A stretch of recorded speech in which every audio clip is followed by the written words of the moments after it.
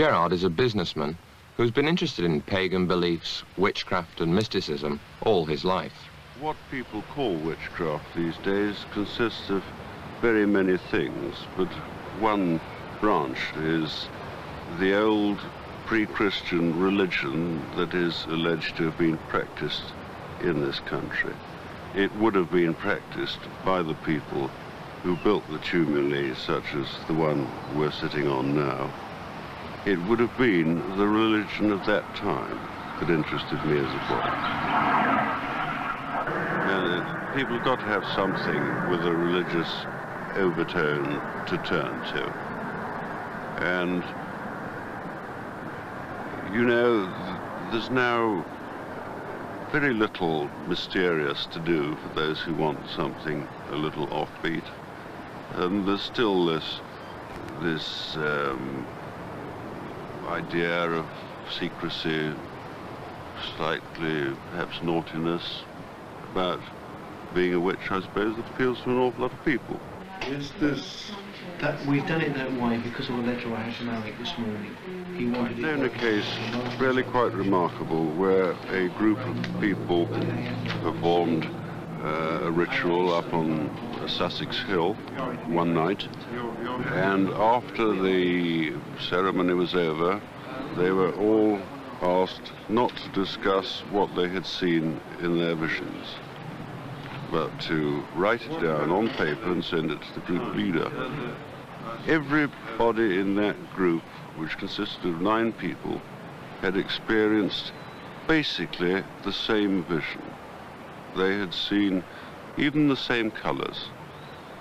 Even the horse on which a knight was seated, each person saw that horse the same color.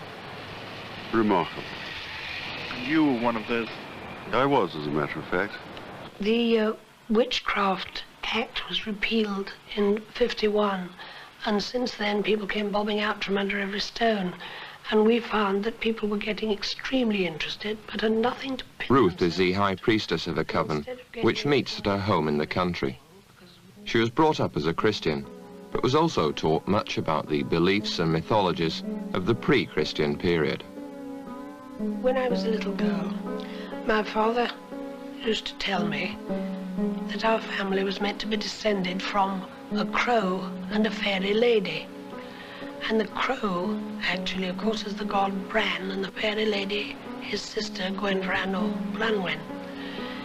And he also told me the legend about how they met and how all our family had the crow as a totem, and it appears in the coat of arms and so on. To us, magic is not something ununderstandable. And I think that one day the laws of magic will be understood. They're becoming more and more understood.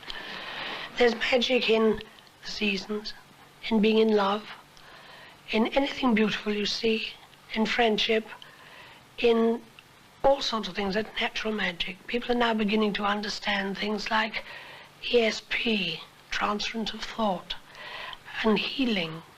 Now, all these things can be called magic.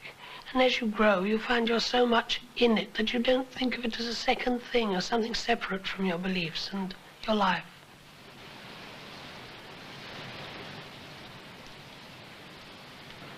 We always did keep the festivals, just as people do now. They hold May festivals. And then we found that people were beginning to get very attracted towards witchcraft. But we found that they'd got something that was just a bit wrong. So we decided that we would let our thing be known and sort of hand it out to other people. So we then began to firm the rituals, make them more definite. Who stands as sponsor for this man? We sponsor him, knowing him to be worthy.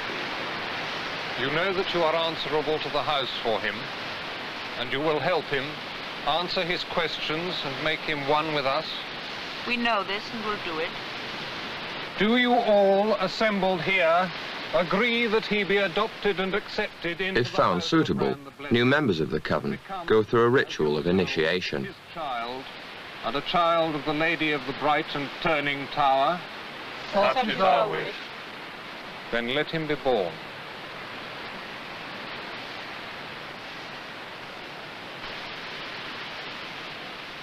some groups work naked because they really feel that they're quite different when they're completely without anything that reminds them of everyday life.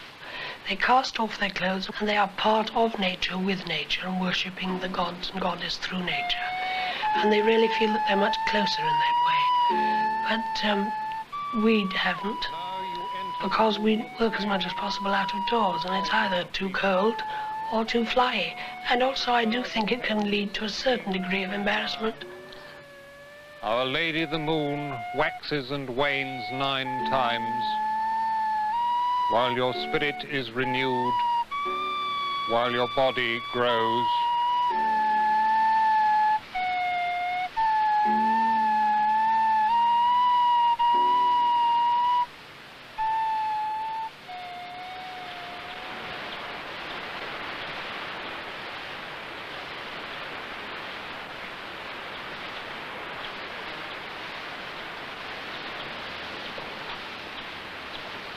My son, I acknowledge you as a true-born child of the house of Bran. From the gods to you, strength and newness of life have flown. But now you must live separated, but strong, filled with the blood of the Spirit.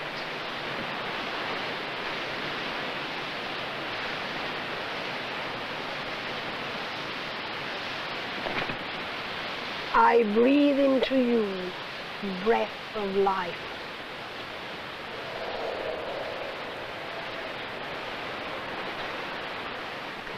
The reason that people get Satanism mixed up with the old religion is because very early on, as I say, the church, at least in this country, and to a great extent on the continent, took absolutely no notice of the survivals.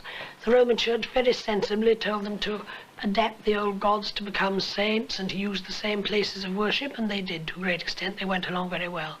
Well, the church became more and more rich and unfortunately more and more corrupt.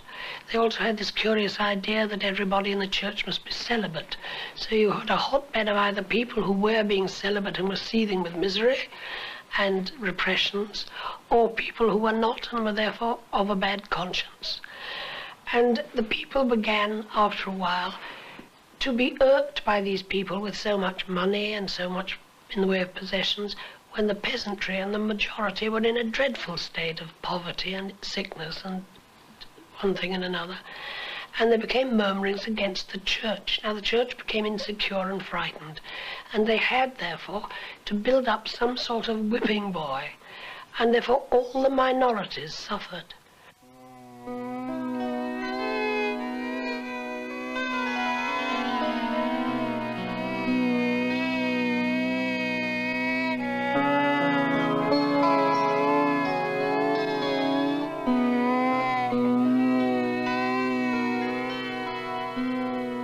One of the things people ask you as soon as they hear that you do anything like this is to heal, to help people who are ill.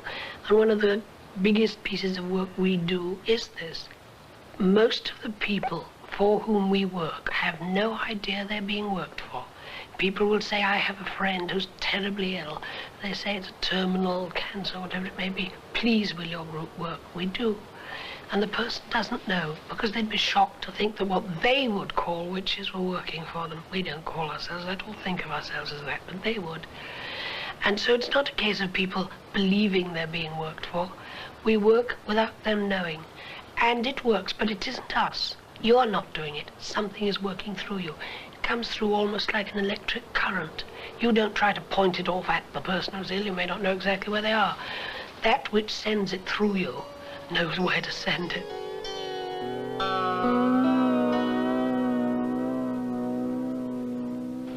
The festivals are tied to the natural year.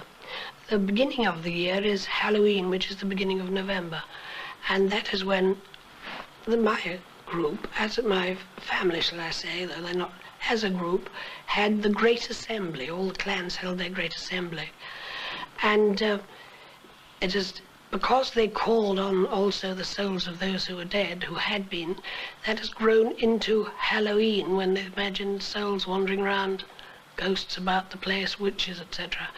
And that was the great festival of the year, when all the business of the house the family was done, and it was also, of course, a religious festival.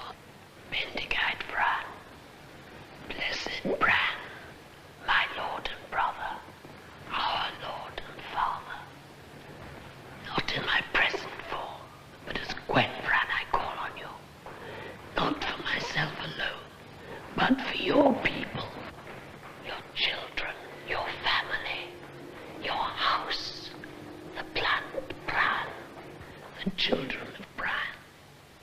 Today being the great assembly of the house at the beginning of the year, all have been called of our people, those who were, those who are, those who will be. Ours by birth, ours by adoption, ours by brother right. Prince and Father of our house, make it possible for all to come. Great bridge of imperishable alder, bridge for them the waters of birth, span for them the river of death. One of the chief beliefs in the old faith, and in a great many modern ones, is that of reincarnation, that we come from God, we are all a part of God. I say God now, not the goddess, because I mean the one that is above any god or goddess. Now, we come to this world carrying our little soul for each time, and we learn as going to a class in school, and we return to learn more and to learn more until we've reached a point when we no longer need to be forced to return or to come back because we wish to improve. And then you can choose, will you come back and go on helping people? Blessed head, great crimson face of the sun, light their way as they journey to our great assembly. Now the spiral castle turns. May time cease for us as for them, and we may touch and know each other across the long years and the great spaces. Now we throw open the 4 great portals of the spinning town. Time stops as it stands still.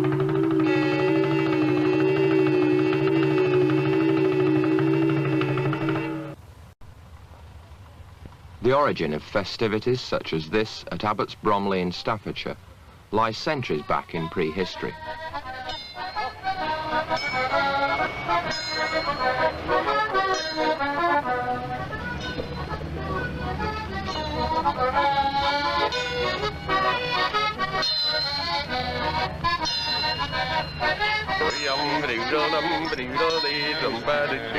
You have to get the rhythm, you see, and then, of course, the dance sort of begins to live. Yes, see, and it's a living tradition. It's gone on for year to year, you see, and it probably started as a hobby horse dance. Yes. And during the course of time, the horns have been introduced into the dance, and so the horns now lead the dance, but the central character is still the hobby horse. He has his characters that follow him, the man-woman, otherwise known as Maid Marian, and the fool, otherwise known as Jester.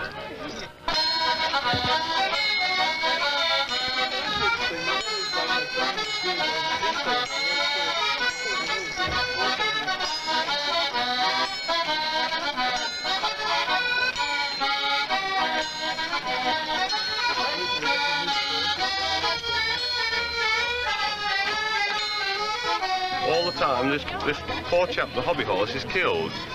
You might have noticed, did you notice, you know, when they meet, go forward and back? Yes. As they go forward, the bow and arrow man pulls his arrow back and shoots the hobby horse, and he dies momentarily for the good of the community.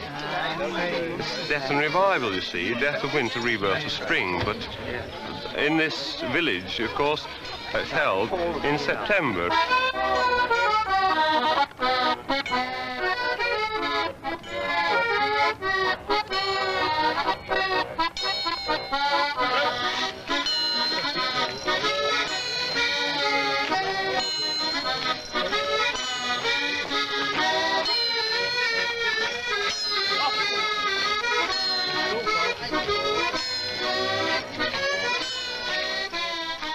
boy who has the bow and arrow probably doesn't realize that he is enacting this particular ceremony of killing the horse. Long before Christianity, long before any organized religion, primitive peoples attempted to placate supernatural powers so that the rain would fall and the crops would grow. Primitive man practiced sympathetic magic, seeking fertility for himself and power over the animals he hunted. At the autumn festival of death and the spring festival of birth, he worshipped the horned god of the hunt, the masculine sun, and the moon, the great mother. Primitive practices survived into the Christian era. Throughout the Middle Ages, people believed in magic in a world they didn't understand. They believed in witchcraft and sorcery. Witches, folk believed, met at night, by moonlight in the woods or in wild, remote places. They flew on broomsticks, or with animal familiars, to the witches' sabbat, presided over by the devil in the shape of a goat. Most witches were women. At the sabbat, they danced naked with demons, or so went popular belief.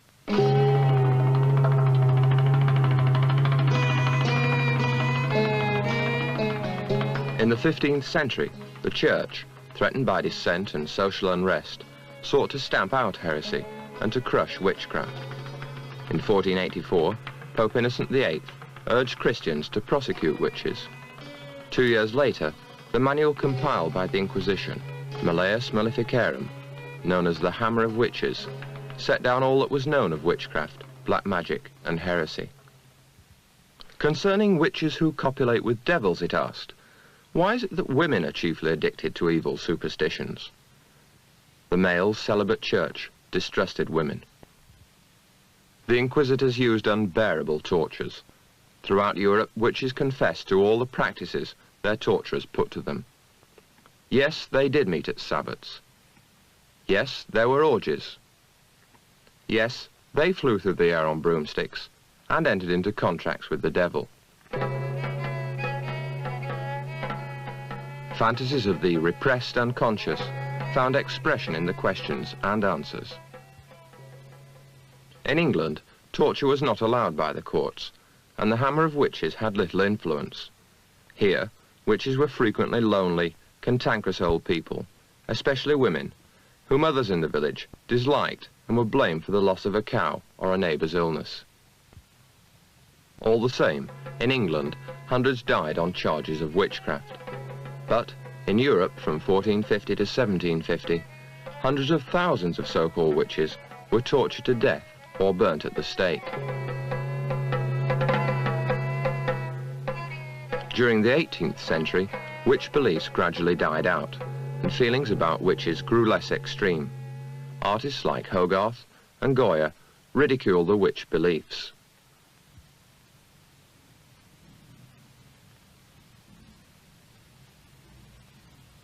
The witch began to fade into a figure in children's stories, with black cat, cauldron, broomstick, and pointed hat. In the 19th century, we began to learn about primitive peoples. Anthropologists found that for societies throughout the world, witchcraft and magic were important. In The Golden Bough, Fraser pictured a universal fertility religion, sometimes including the ritual slaying of the divine king dressed as an animal. More recently, Margaret Murray assumed that there really were witches and argued that their practices represented one pre-Christian faith, the old religion. Most modern scholars disagree. They say there were witches, but no organized religion of witchcraft. But witchcraft somehow lives on into the 20th century. For some, witchcraft is the old religion, and the beliefs that survive express truths buried deep in the collective unconscious of mankind. For others, magical ideas and practices, whether called witchcraft or not, are an essential part of their way of life. Witchcraft is part of the whole occult movement. I consider that I am part of the occult movement and that witchcraft is part of my practice. Janet is a graduate of business studies and a practicing ritual magician. What do I do? Well, I make talismans, similar to the ones I'm wearing, normally for clients who come to me with a particular problem, and we link their energies with other outward energies. This is done by using their horoscope, making a talisman to suit them, consecrating it on my altar. It's a box for practical reasons. It means that I can take the things around with me. If I have to pack up and go and stay somewhere, I don't have to leave things which are precious to me here. I just put it all inside the box, lock it and take it away. And when I want to set the altar up, I open it, put the things on the top and use it. The altar is consecrated, of course, because it is an altar. I mean, it's not used for anything else. Nothing else is kept in it. At the moment, it contains things which I'm not able to show you. I see a mushroom on your altar. Yes. This is the fly agaric, Amanita muscari. It's the food the gods turned on. It enables you to open your perceptive senses to a far greater degree than is otherwise possible. It has side effects which I think make a lot of people not wish to try it, but the ultimate effects are fantastic. What are the effects? Well, chemically, you are inhibiting the oxygen and sugar intake to the brain, which is putting your physical body into a state of confusion. Magically, you are releasing your unconscious without the interruption of reason. Now, all ritual magicians anyway have to learn to set reason aside when they're doing some kinds of work. But under this, it's not a question of your setting it aside, it is set aside.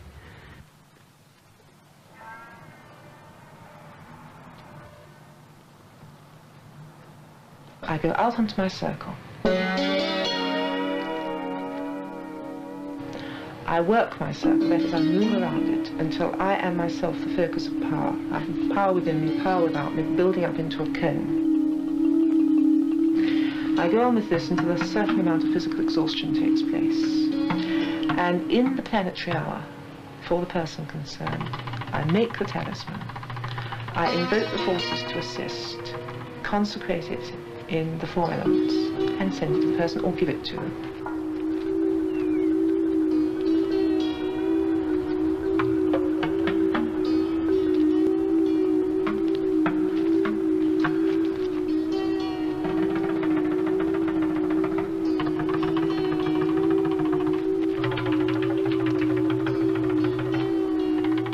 Astrology is a tool of magic.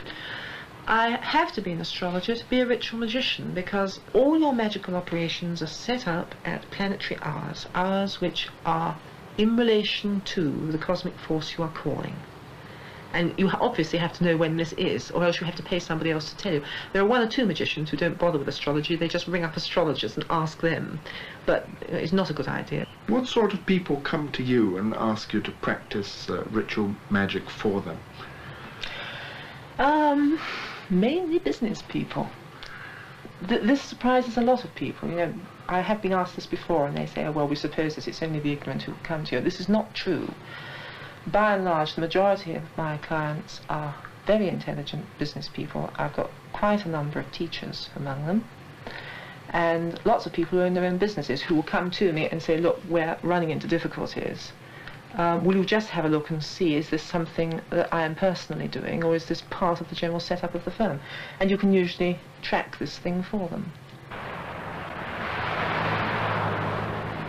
Norman calls himself a witch and has a special interest in herbs. He lives near Oxford. I was close to my father, and I found that after talking to him about here and hereafter, that he was a good Christian, not like me, and of course he said, well, nobody's ever come back to tell us. And I said, well, that's a pretty poor business. Would you try and come back? I mean, you're bound sure to die before me. And he said, yes, well, I don't see why not.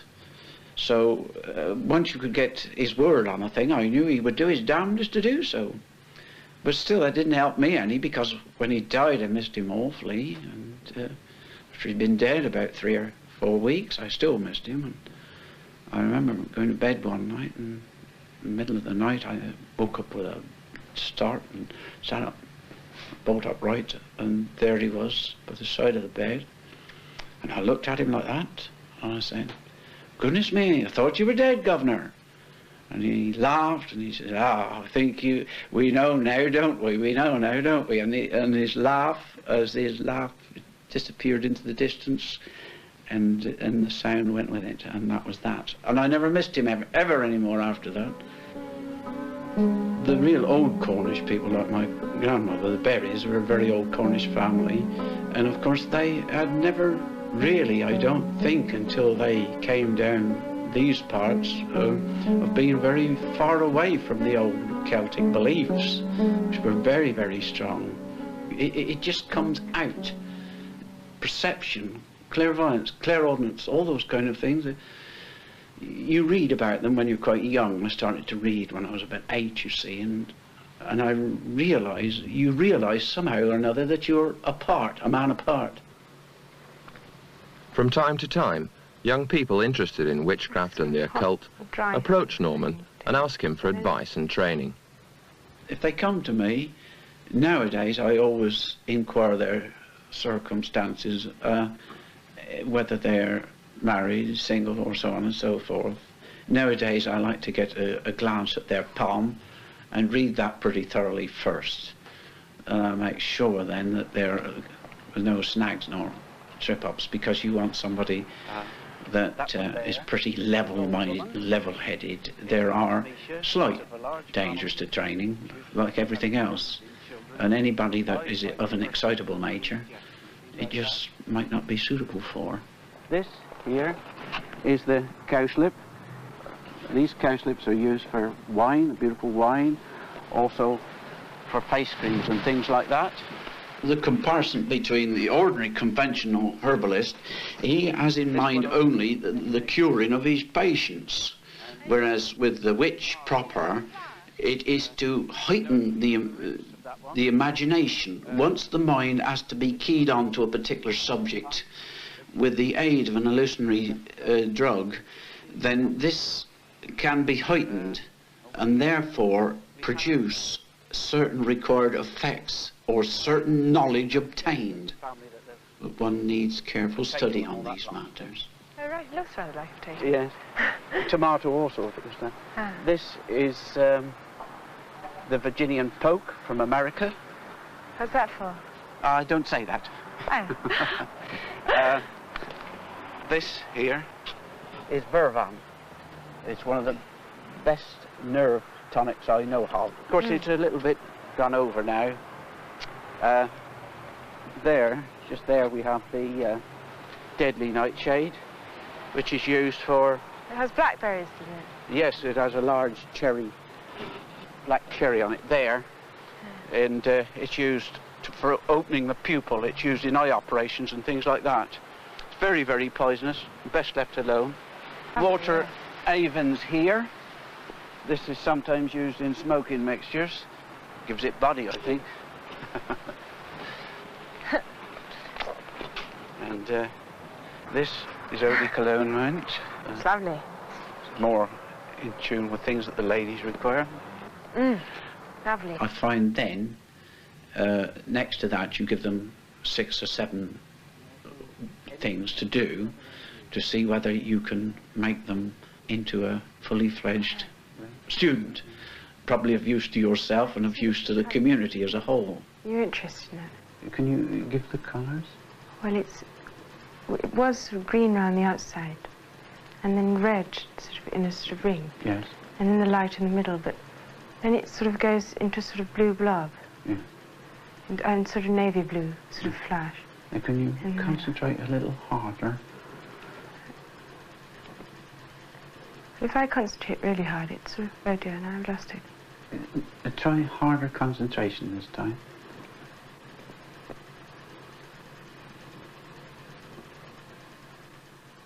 I don't really believe that anybody can be bewitched. I mean, they can be terribly frightened, although I have known people who have believed that I and other people had supernormal powers, and this is not so. Any person can become a strong man by continuously pulling on some wires the same as any one of us can have a supernormal gift by simply constant practice. It's the same with palmistry or anything like that, constant practice. And I find I sort of lose it. It's sort of... It's not making you tired or sleepy? No. Should it be? No, no, it should not. I know that as a rule the power passes only to a female, but in my case not so. It's inherited. I think that when I have had successful pupils who have worked with me, that there has been quite a great amount of unison, enough to make what we would call a matched pair. Two people that know and can sense one another very keenly. This is a power that can pass between one and the other.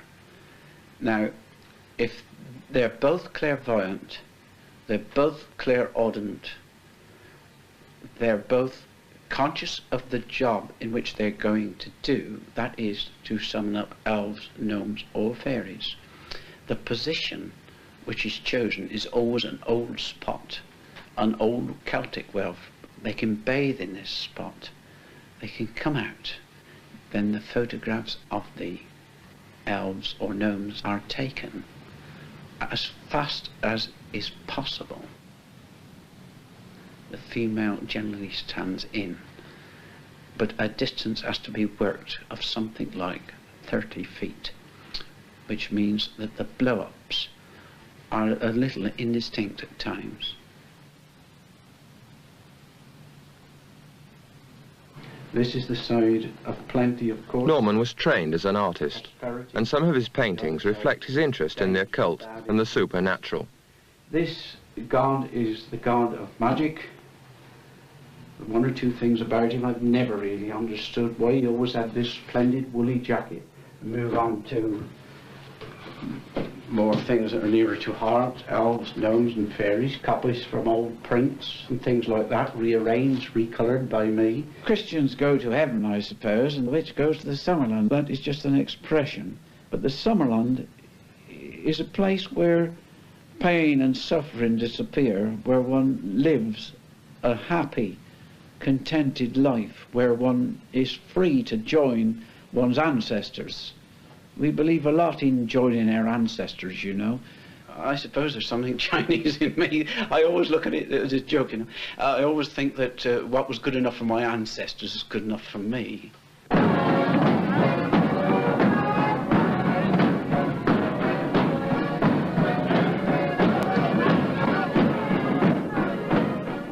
And at Padstow in Cornwall, at the May Festival, they still celebrate the revival of spring, just as their ancestors have done for centuries.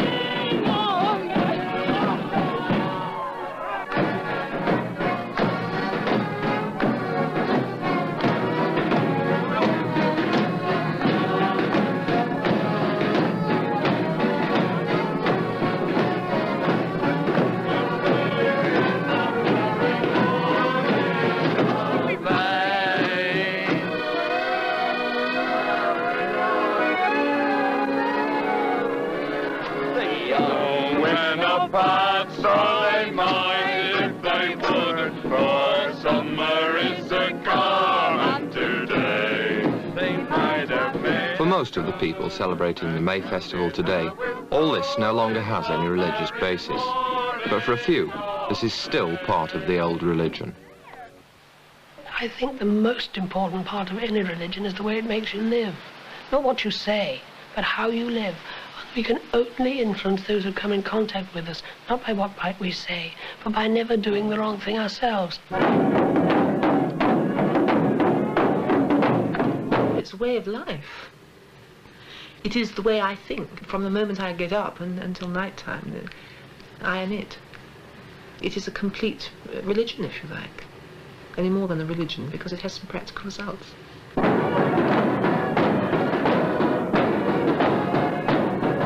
if you've had this mystic vision, you don't question it. You know it's absolutely incontrovertible.